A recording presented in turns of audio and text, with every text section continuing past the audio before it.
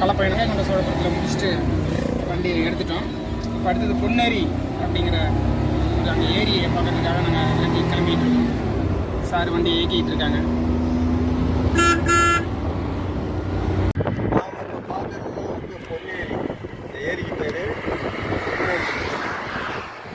பொன்னேரிக்கு இன்னொரு பேர் இருக்குது, சோழகங்கம். இது வந்து தன்னால் இருந்ததா வெட்டினதான்னு சொன்னாக்கா இதுவும் வெட்டினது தான். நம்ம ஏற்கனவே சொன்னது போல வந்து ஏற்கனவே 2 ஏரி பார்த்தோம். பெருமாள் ஏரி பார்த்தோம், பெருமாள் ஏரி பார்த்தோம். அதுக்கு பிறகு வந்து வீராணை ஏரி பார்த்தோம். ரெண்டுமே வந்து சோழ மன்னர்களால் வெட்டப்பட்டது. அதே போல் இந்த ஏரியும் சோழ மன்னனால் வெட்டப்பட்டது. அந்த மன்னன் யாருன்னு சொன்னாக்கா ராஜேந்திர சோழன், முதலாம் ராஜேந்திர சோழன். அந்த முதலாம் ராஜேந்திர சோழன் யாருன்னாக்கா ராஜராஜ சோழனுடைய மகன், தஞ்சையை ஆண்ட ராஜராஜ சோழனுடைய மகன் தான் இதை வெட்டினான். இந்த ராஜராஜ சோழனுடைய காலம் என்ன, 1012 கிபி 1044 வரலையும் கங்கை கொண்ட சோழபுரத்தை தலைநகரமாக கொண்டு ஆட்சி புரிஞ்சான். இந்த பொன்னேரி எங்கே இருக்குன்னு சொன்னாக்கா அரியலூர் மாவட்டத்தில் கங்கை கொண்ட சோழபுரம். அந்த கங்கை கொண்ட சோழபுரத்தில் மேற்கு திசையில் ஜெயங்கொண்டம் ரூட்டில், ஜெயங்கொண்டம் வழியில் ஒரு 2 கிலோமீட்டர் தூரத்தில் இந்த ஏரி அமைச்சிருக்கு. இப்போ இதுக்கு இன்னொரு சிறப்பு இருக்குது. இந்த ஏரிக்கு வந்து இன்னொரு சிறப்பு இருக்குது. நமக்கு தெரியும், ராஜேந்திர சோழன் வட இந்தியாவுக்குலாம் போயிட்டு படையெடுத்து அங்குள்ள மன்னர்கள்லாம் வென்று அந்த ஆட்சியெல்லாம் கைப்பற்றணுன்றது நமக்கு தெரியும். அப்படி வந்து அவன் வந்து வட இந்திய மன்னர்கள்லாம் வென்றதுக்கு பிறகு அந்த மன்னர்களெல்லாம் என்ன பண்ணானாக்கா ஆளுக்கு ஒரு பொற்படத்தை கொடுத்து அந்த பொற்படத்தில் கங்கை நீரை வந்து ஏரியில் கொட்டணும். கங்கை நீரை கொண்டு வந்து இந்த ஏரியில் வந்து அந்த கங்கை நீரை கொட்டினதாக வரலாறு இருக்குது. இந்த ஏரிக்கு வந்து எங்கே இந்த நீர் வருதுன்னு சொன்னால் மழை நீர் மற்றும் கொள்ளிடத்திலேருந்து ஒரு கால்வாய் வெட்டி அங்கேருந்து வந்து தண்ணீரை கொண்டு வந்ததாகவும் ஒரு குறிப்பு ஒன்று இருக்குது. அது நிச்சயமாக நாம் இன்னும் ஒரு 3-4 மாதம் கழித்து இங்கே வருவோம். அது பிறகு இதை பற்றி நானும் விவரங்கள்லாம் சொல்கிறேன். தண்ணீர் வந்து நல்லா நிரம்பி இருக்கும், கடல் போல காட்சி இருக்கும். ஆனால் தெளிந்த தண்ணீராக இருக்காது,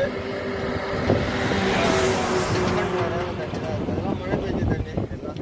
அப்போ நிறைய பறவைகள்லாம் கூட வரும். தண்ணி இருக்கும்போது பார்த்தீங்கன்னா நிறைய பறவைகள்லாம் நிறையா காணப்படும். அந்த இடத்துல நல்லா இருக்கும், பார்க்கறதுக்கு ரொம்ப அழகாக இருக்கும் இந்த இடம். இதனுடைய நீளம் வந்து 16 மைல் நீளம் இருந்துதான். அகலம் பார்த்தீங்கன்னு சொன்னால் 3 மைல் அகலம் இருந்து தான் ஆரம்பத்தில் வெட்ட உள்ள. இப்போ அந்த அளவுக்கு இருக்காது. மொத்தம் அது வந்து 824 ஏக்கர். இந்த ஏரியுடைய பரப்பளவு வந்து 824 ஏக்கர். பக்கத்தில் வந்து திருவாளப்பர் கோயில் இருக்குது, ஆமணக்கந்தோண்டின்ற ஊர் இருக்குது, உட்கோட்டைன்ற ஊர் இருக்குது, பிச்சனூர் அப்படிங்கிற ஊர் இருக்குது. பக்கமாக இருக்குது. அங்கே இருக்குது, ஷட்டர் இருக்குது. திறந்து விட்டாக்கா வயல்களுக்கெல்லாம் பாசனத்துக்கு இங்கேருந்து போகும்.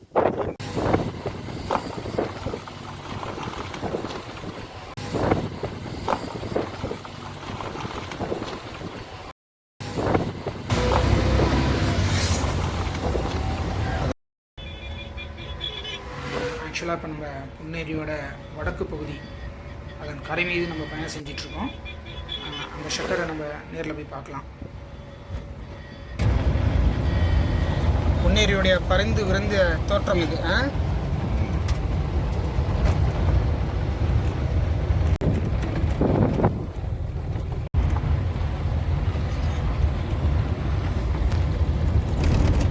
தூரம் பயணம் செஞ்சு வந்துட்டுருக்கோம் அந்த ஷட்டரை நோக்கி. இந்த பொன்னேரி பாருங்கள், வறண்டு காணப்படுது.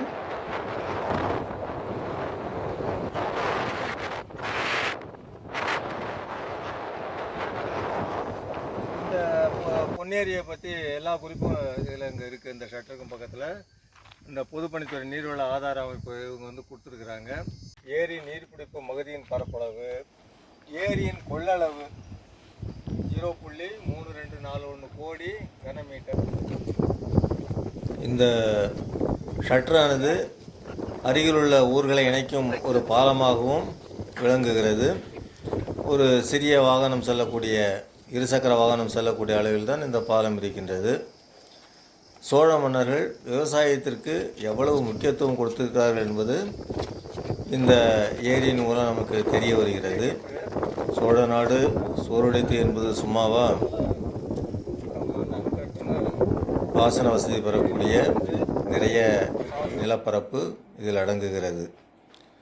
ஏரியை பாருங்கள், மிக ரம்மியமாக காட்சியளிக்கின்றது அந்த பாதை.